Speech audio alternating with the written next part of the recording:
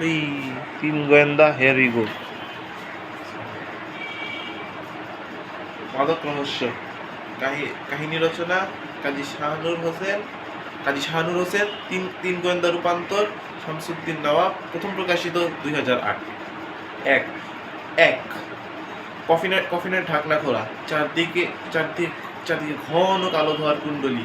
দুরু দুরু দুরু বুকে কাছে এগুলো মুসা আমার দেখতে পেল শুয়ে রয়েছে রক্ত পিপাসু কাউন্ট ড্রাকুলা, সাটিনের বালিশে মাথা রেখে। অন্ধকার, খানিকটা সময় লাগলো চোখ সয়ে নিতে। ড্রাকুলার দাগ দুটো রক্ত মাখা। শিউরে উঠলো মুসা। হঠাৎ নড়ে উঠলো পিশাচটা। প্রথমে কাঁপতে দেখা গেল সামান্য, পরক্ষণে অবিশ্বাস্য দ্রুততার সঙ্গে উঠে বসলো। রক্তাক্ত তীক্ষ্ণ নখরগুলো ধেয়ে এলো মুসার গলা লক্ষ্য করে। বাপ রে বলে লাফিয়ে পিছালো।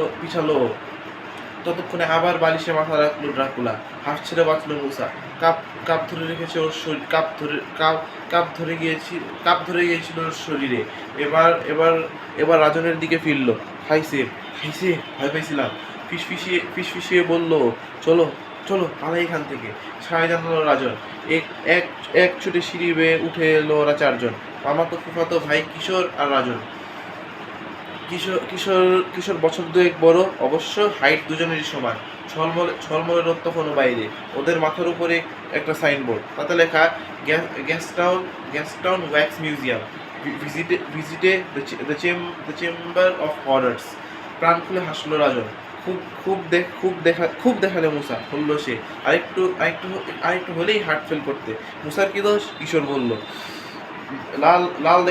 লাল দেখা যাচ্ছে তার মুখে। প্রথমবার দেখলে যে কেউই ভয় পাবে। তাছাড়া পিশাচটা সম্পর্কে এমন সব গল্প করেছি আমরা। আবার যাই চলো। তাল তুললো রাজন। বিন্দুর একটা প্রাণী রয়েছে, ওটা দেখা হয়নি। বাদ দে কিশোর বলল। খিদে পেয়েছে খুব। ওই যে মামা মামি মাঝ বয়সে এক দম্পতির দিকে এগুলো ওরা। এরা রাজনের বাবা মা। কানাডায় 15 বছর ধরে বাস করছে। কিশোরের মায়ের মামাতো ভাই। তিন গোয়েন্দা ভ্যানকুভারে এর বাসায় বেড়াতে এসেছে। চেম্বার অফ হরার সত্যিই দারুণ, বলল কিশোর। বিশেষ করে যখন রাজন মুসার গলা চেপে ধরে গেল। হাসলেন মামি। তোমাদের জন্য আরো একটা চমক আছে। সত্যি? চেঁচিয়ে উঠল রবি। মামার চোখ তখন ট্যুরিস্টদের দিকে। মেপল ট্রি স্কোয়ারে তখন ঘুরে বেড়াচ্ছে তারা, কাঁধে ব্যাগ ঝুলিয়ে। মামা হাঁটা ধরলেন ওয়াটার স্ট্রিটের দিকে। পিছু নিল অন্যরা। কিছুদিন আগেও বললেন মামা। আঙ্গুল দেখালেন ইটের বাড়িগুলোর দিকে। ওই জায়গায় খুব করুণ হাল ছিল। এখন অবশ্য সে অবস্থা নেই, উন্নত হয়েছে। আগের স্কিড রোড নাম পাল্টে এখন গ্যাস টাউন রাখা হয়েছে। স্কিড রোড মানে কি মামা? জানতে চাইলো কিশোর। এসব রাস্তা দিয়ে কাঠের গুড়ি গড়িয়ে মিলে নিয়ে যাওয়া হতো। সে থেকে লোকের মুখে নাম হয়ে গেছে স্কিড রোড। এসব রাস্তার পাশে সস্তার হোটেলও ছিল। ভ্যানকুভার আর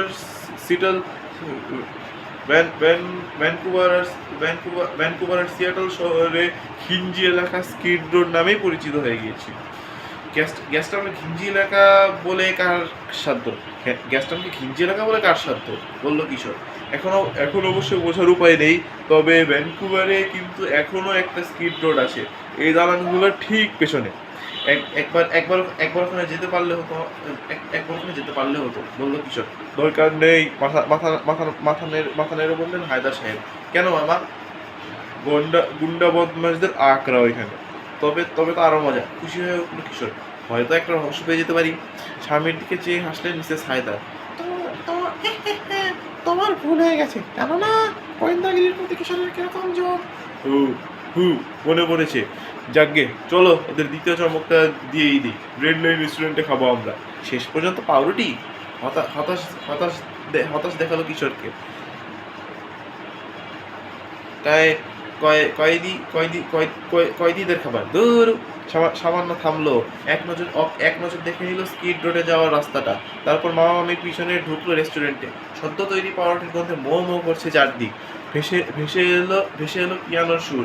দেয়াল দেয়াল থেকে ঝুলছে বহু প্রাচীন টোস্টার, পট, প্যান, এমনকি জরাজীর্ণ একটা সেলাই মেশিনও ঝুলতে দেখা গেল।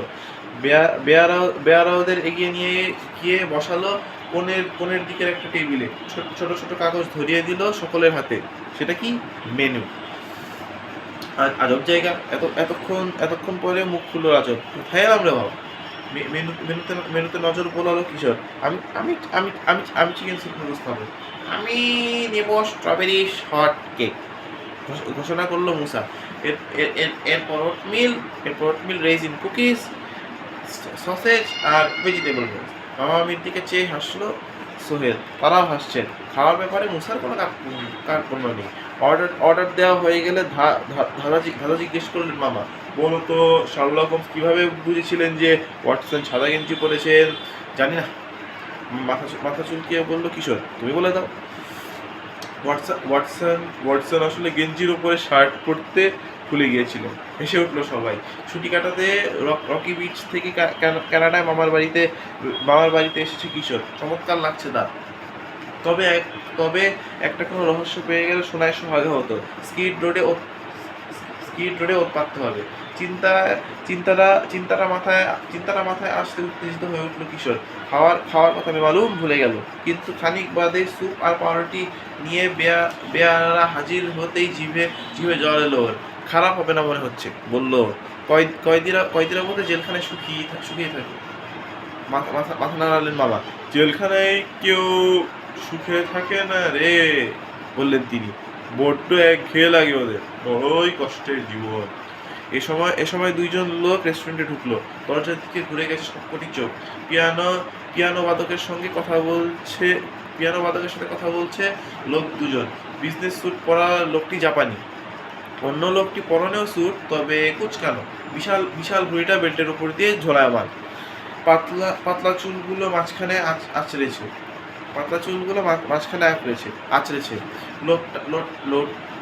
লোকটা এটা কি বিশাল, বলল কিশোর। আমার চারটের সমান। কিশোর যখন এসব বলছে তখন সরু হলো ভুঁড়িওয়ালার চোখ। সোজা ওদের দিকে হাঁটতে লাগলো সে। তোর কথা শুনে ফেলেছে। ফিসফিসিয়ে বলল রাজন। গুলি করে দিবে বসে কিনা কে জানে। ছাই লুকানোর জায়গাও নেই। বোকার মতো কথা বলিস না। ধমক দিতে গিয়ে কেঁপে উঠলো কিশোরের গলা। সিনেমা পেয়েছিস নাকি? ততক্ষণে ভুরিয়ালা পৌঁছে গেছে ওদের টেবিলে। সে হাত বাড়িয়ে দিল, হ্যান্ডশেক করলো মামার সঙ্গে। আপনাকে চিনতে বলবেন মিস্টার হায়দার, বললো লোকটি। কেমন আছেন ইন্সপেক্টর? জিজ্ঞেস করলেন মামা। আমার স্ত্রীকে চিনেছেন নিশ্চয়। এ হচ্ছে আমার ছেলে রাজন, আর ও আমার ভাগ্নে কিশোর, আর ওরা কিশোরের বন্ধু মুসা রকি বিচ থেকে এসেছে। ইন্সপেক্টর, দুর্বল কণ্ঠে বলে উঠল রবিন। ইন্সপেক্টর বব, ভ্যানকুভার সিটির পুলিশের ইন্সপেক্টর। আমার ভাগ্নি কিন্তু গোয়েন্দা। শার্লক হোমসের একটি ওর কাছে, বললেন মামা। গোয়েন্দা? ইন্সপেক্টরের কণ্ঠে বিস্ময়। হ্যাঁ হ্যাঁ হ্যাঁ, হেসে জবাব দিলেন মামা। মস্ত বড় গোয়েন্দা। ইন্সপেক্টর, আপনার বন্ধুকে নিয়ে আমাদের এখানে চলে আসুন না। বেশ। হাতছানি দিয়ে দ্বিতীয় লোকটিকে ডাকলেন ইন্সপেক্টর বব। ইনি ক্যাপ্টেন তানিমোটো। ওর জাহাজের নাম SR গারু। ওর জাহাজ এখন ভ্যানকুভারে নোঙর করেছে। একটি কেসের ব্যাপারে আমাকে সাহায্য করেছেন উনি। ক্যাপ্টেনের মসৃণ মুখটার দিকে চেয়ে হতাশ হয়েছে কিশোর। ও আশা করেছিল নানা রকম ট্যাটু, নিদেন পক্ষে কানে একটা মাকড়ি দেখতে পাবে। লোকটি সত্যিই ক্যাপ্টেন? লোক কোন কেসে তদন্ত করছেন আপনারা? ইন্সপেক্টরকে প্রশ্ন করে বসলো কিশোর। বিরক্ত মুখটা ওর দিকে ফেরালেন ইন্সপেক্টর। বলা যাবে না, ঠান্ডা গলা জবাব দিলেন উনি। কান গরম হয়ে গেল কিশোরের। শুনতে পেল খিলখিল করে হাসছেন। কিশোরের দিকে চেয়ে মৃদু হাসলেন মামা। সান্ত্বনা দিতে চাইলেন। আসলে ইন্সপেক্টর, পুলিশি কাজের ব্যাপারে কিশোরের খুব আগ্রহ। সরি। গভীর কণ্ঠে বলে ইন্সপেক্টর। তুমি কিছু মনে করো না, এশিয়া থেকে অবৈধভাবে লোকজন ঢুকে পড়েছে কানাডায়। গোলমালটা সেজন্যই, তবে আরও ব্যাপার আছে তোমাকে বলার উপায় নেই। সত্যি আসলে বাবা সত্যি কথাটা বলে ফেলুন ইন্সপেক্টর, এশিয়া থেকে ফ্রেইটারে করে ট্রাক এসেছে ভ্যানকুভারে, আর তদন্ত করছেন আপনি, তাই না? দীর্ঘক্ষণ নীরবতা। হায়দার সাহেবের দিকে এক দৃষ্টি চেয়ে রইলেন ইন্সপেক্টর। পুলিশদের কথা আজকাল কেউ বিশ্বাস করে না। অপ্রস্তুত দেখালাম আমাকে। কিছু মনে করবেন না, বেয়ারাকে ডাকলেন স্যুপ দেওয়ার জন্য। তারপর আবার ফিরলেন ইন্সপেক্টরের দিকে। খানিক আগেই আমরা জেলখানার জীবন নিয়ে আলাপ করছিলাম। কিশোর, মুসা, রবিন আর রাজন কি একবার সেলগুলো দেখে আসতে পারে? কৌতূহল মেটে ওদের সম্ভব? আবার দীর্ঘ নিরাপত্তা। রবিনের মনে হলো ব্রেড লাইন রেস্টুরেন্টে ঢুকে এখন অনুতাপ করছে ইন্সপেক্টর, কিন্তু ওর ভুল ভাঙলো ইন্সপেক্টরের হাসিতে। বড় বড় দাঁতগুলো দাঁতগুলো বেরিয়ে পড়লো তার। বেশ বেশ, আমি ওদের ঘুরাবো। আমি আমি আমি বাবা জেলখানা যেতে চাই। সাপ করে দিল রাজন। ভয় পাচ্ছিস কেন? তোকে তো আর জেলে পুরে দেবে না। ভয় পাচ্ছিস কেন? তোকে তো আর জেলে পুরে দেবে না। সাহস জোগাতে চাইল কিশোর। 12 পেজ পর্যন্ত। টিল দেন, আসসালামু আলাইকুম।